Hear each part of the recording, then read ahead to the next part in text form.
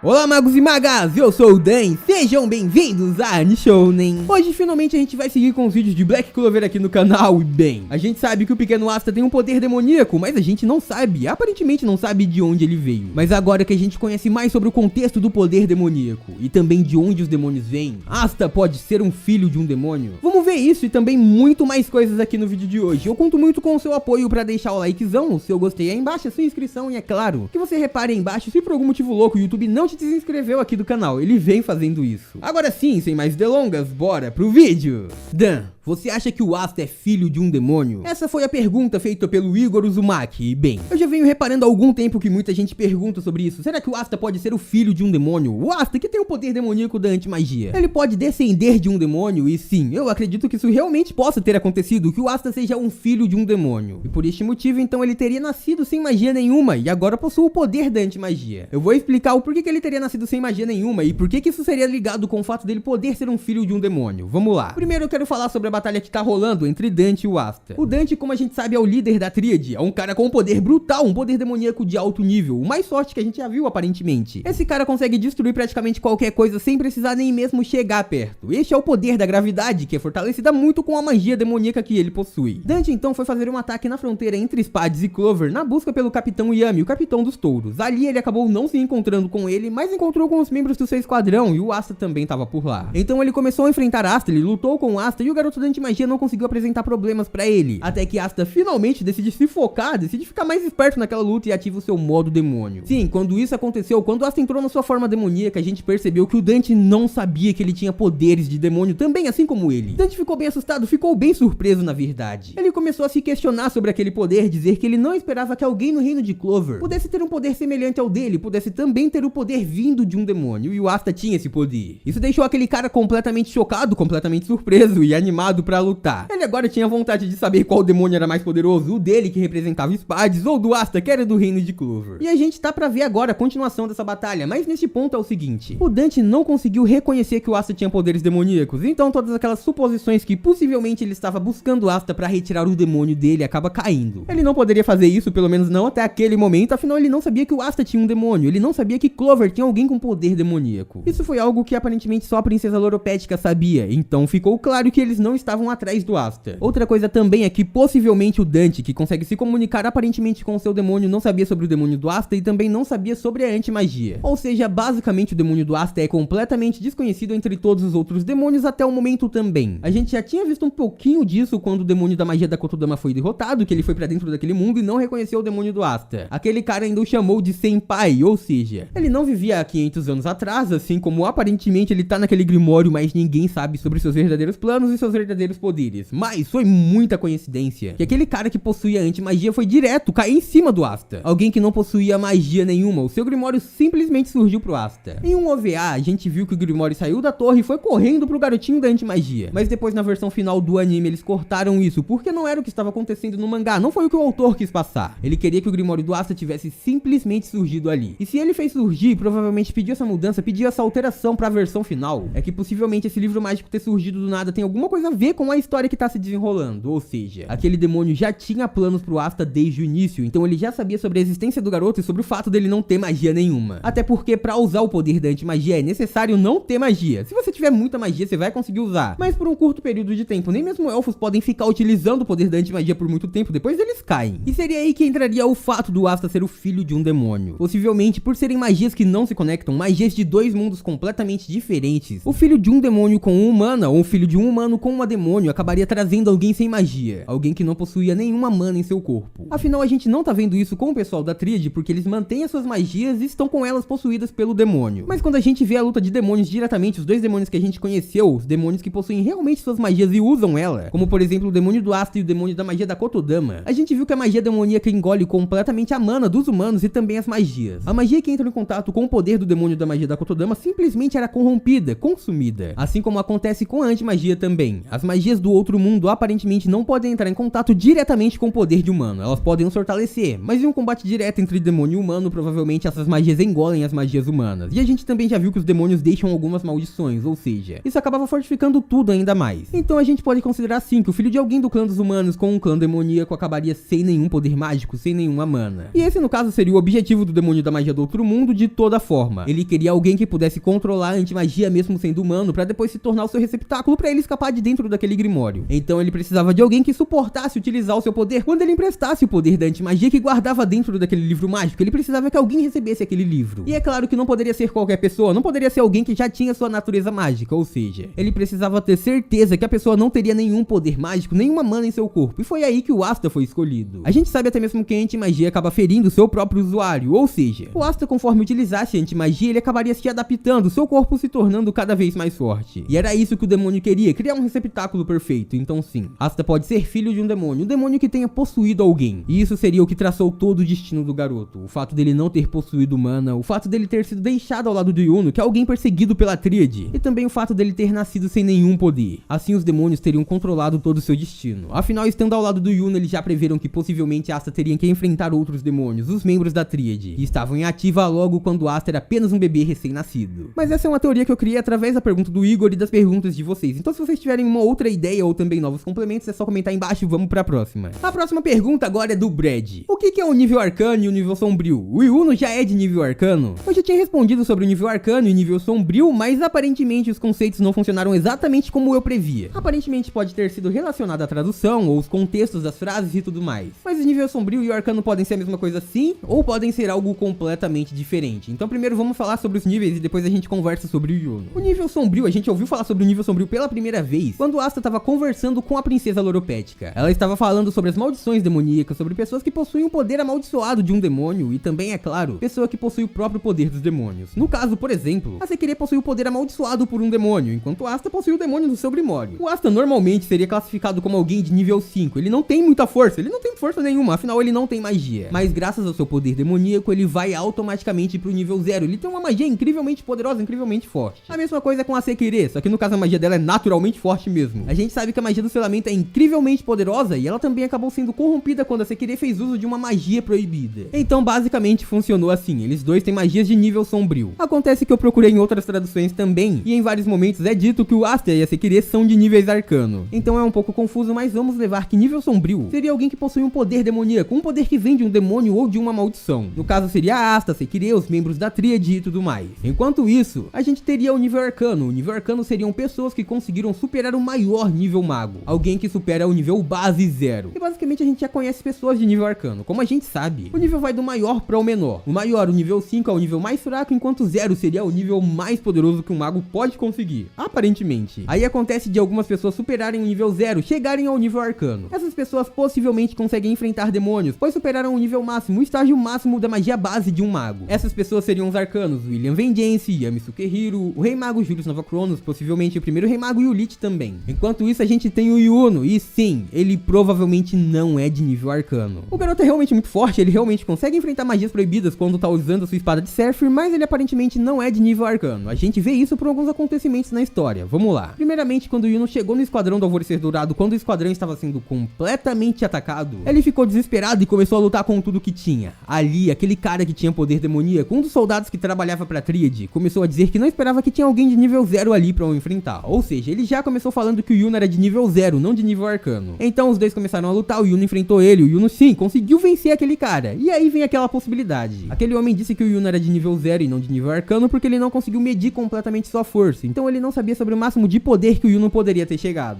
Ok. Ele realmente, por ter sido uma luta rápida, pode não ter identificado o nível máximo do Yuno. Mas e aí? Depois disso, o Yuno enfrentou o Zenon. E o Zenon acabou com ele. Aquele cara realmente ficou impressionado com a força do Yuno, viu que ele estava atacando bem, ainda mais com um adversário que possui poder demoníaco, mas depois ele disse que ia mostrar a diferença entre eles. Ele venceu o Yuno numa certa facilidade tremenda e deixou o garoto ali. Zenon foi embora levando o William Vengeance, que era de nível arcano, mas deixou o Yuno. Mesmo que a sua missão tenha sido exclusivamente capturar o William Vengeance, se ele achasse que o Yuno era alguém de nível arcano, ele teria levado o garoto também. Afinal, eles disseram que tem planos para as pessoas de nível arcano, e mesmo que não fosse isso, o Yuno poderia apresentar algum perigo futuro, então ele tinha que resolver isso ali mesmo, mas não fez. Ele deixou o Yuno caído com vida, então basicamente seria porque ele não é de nível arcano até agora. Depois dessa luta, provavelmente realmente o Will não tá dando tudo de si. E aí o nível arcano pode vir. E galera, antes da gente finalizar esse vídeo aqui, eu quero convidar vocês pra assistir o meu outro vídeo no meu outro canal de animes também que eu acabei de soltar. O vídeo ficou bem bacana também, eu sei que vocês vão gostar, então convido todo mundo pra passar por lá e assistir. Eu acabei de postar junto com esse aqui. Então se você chegou até o finalzinho, não esquece de clicar no primeiro link na descrição e no comentário fixado também. Tô te esperando lá, te vejo daqui a pouquinho lá também. E por hoje é isso, muito obrigado por terem assistido até aqui, eu espero muito de coração que todo mundo tenha curtido. Eu vejo vocês no próximo vídeo, até lá um grande abraço e tchau!